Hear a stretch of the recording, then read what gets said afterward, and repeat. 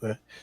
Porque o Cruzeiro tem um time melhor do que o dos caras, tem um momento melhor do que o dos caras, vive um momento melhor do que o dos caras, joga mais bola do que os caras, e os caras entendendo isso, elaborou uma estratégia covarde para um clássico. É covarde? É válido? É válido.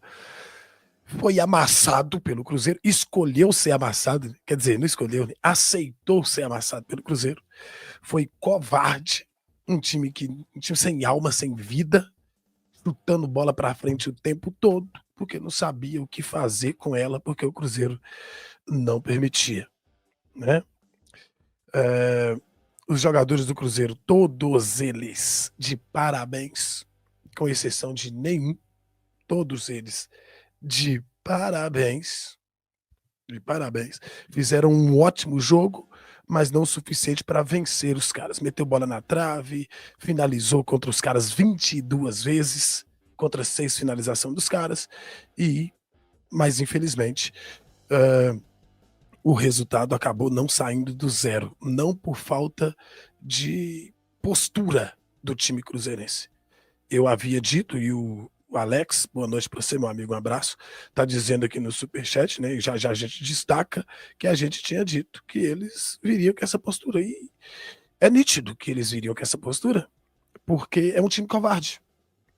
O técnico é covarde. Desde quando ele tomou 6-1 para o Cruzeiro, ele nunca mais jogou de igual para igual com o Cruzeiro. E nós vamos ouvir o técnico Leonardo Jardim falar sobre isso. Eu tô vendo gente já procurando culpados entre os jogadores do Cruzeiro pela vitória não vir. Isso não é, com certeza não é torcedor do Cruzeiro. Porque se você ficar procurando um jogador aqui que não foi bem, outro jogador ali que não foi bem, outro jogador lá que não foi bem.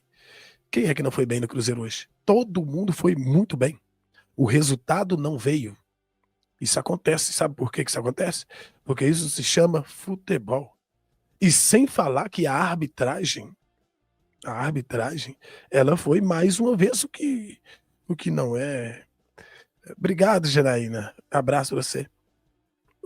O que não é novidade e não é uma, uma situação que nós costumamos abordar aqui na Cláudia TV, a arbitragem. Né?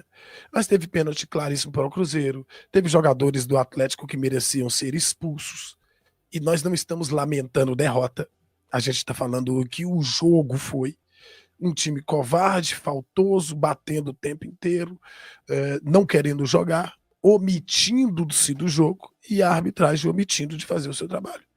Isso a gente falou, né, ontem, que torcíamos para que o árbitro fosse isento da partida, mas ele acabou sendo o protagonista. Porque teve um pênalti, na minha avaliação, claríssimo. O Lucas está dizendo aqui que o Lianco foi o melhor, e foi o melhor para o pessoal da casa de apostas lá, e foi o melhor em campo mesmo.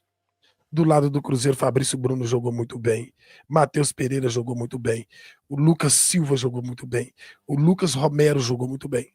Do lado do Cruzeiro, ele poderia fechar o olho e escolher.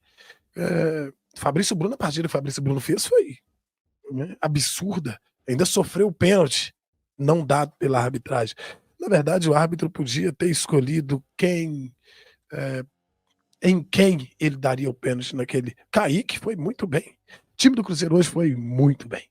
O time do Cruzeiro total, inclusive o técnico, criticado por alguns torcedores por não colocar o Gabigol. Gente, eu também eu adoro o Gabigol. Né? É um camarada que eu quero ver no time do Cruzeiro. É um camarada que. Só que, velho, eu não questiono as escolhas do árbitro. Eu não questiono as escolhas. Eu analiso as suas escolhas. Aquilo que ele tem como proposta. Isso é minha obrigação fazer. Agora, escolher jogador X, Y, Z, eu penso primeiro no Cruzeiro. Eu penso no Cruzeiro, eu quero que o Cruzeiro esteja bem. O Cruzeiro tá bem sem o Gabigol? Ok, gente, vamos jogar sem o Gabigol. É o mesmo dilema, aproveitando que a Janaína tá aí, que o torcedor do Flamengo vive lá. Né? O torcedor do Flamengo vive lá com esse mesmo dilema com o Pedro, que para mim é o melhor centroavante do Brasil. Mas vive esse mesmo dilema. Por quê? Diante do que o técnico acredita para o jogo, neste momento, ele não entrega. Ah, mas o Gabigol tá bem, gente, tá muito bem. Isso é bom, isso é bom. Só que o técnico opta por ele, neste momento, ser o reserva do time e o time tá bem. O time tá vencendo. Se o time tivesse tropeçando nas próprias pernas e um Gabigol no banco de reserva, aí a conversa era diferente.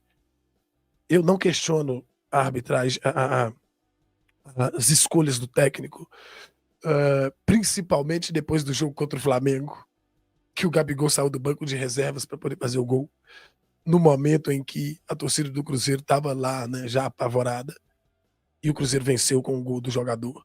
Gabigol fez um excelente jogo no meio de semana. Isso tudo é muito positivo para o time em um contexto geral. O meu querer nem sempre é aquilo que tem que ser feito. Eu preciso ter esse entendimento, né?